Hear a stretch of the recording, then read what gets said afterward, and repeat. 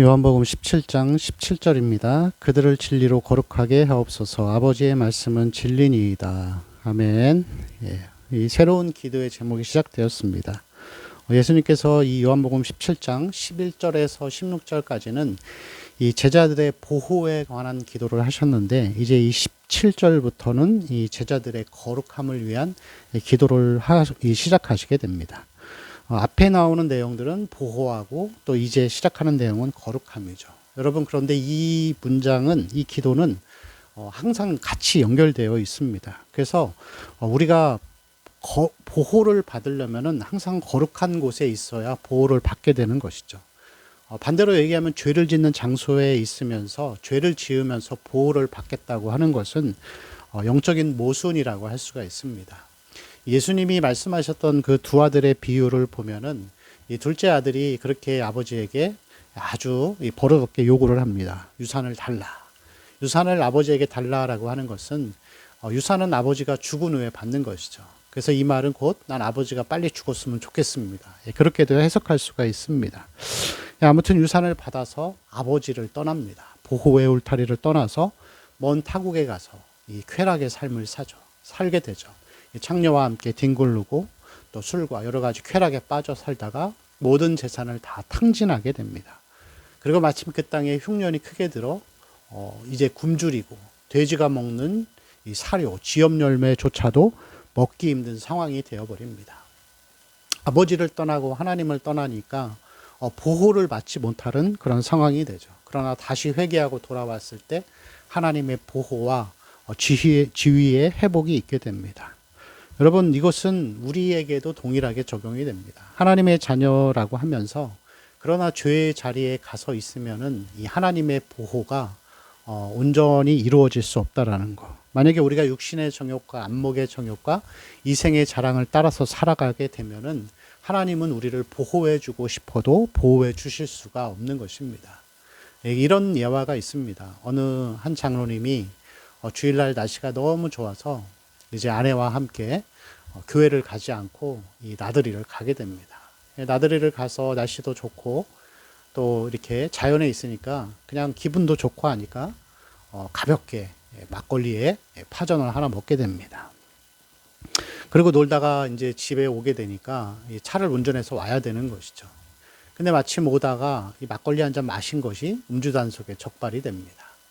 그리고 그러한 일들을 통하여서 어려움을 겪게 되는 것이죠. 주님이 기뻐하시지 않는 장소에서 주님이 기뻐하시지 않는 일을 하면서 보호를 바라는 것은 모순이라는 이 말씀을 우리가 제가 드리는 것이라고 할 수가 있습니다.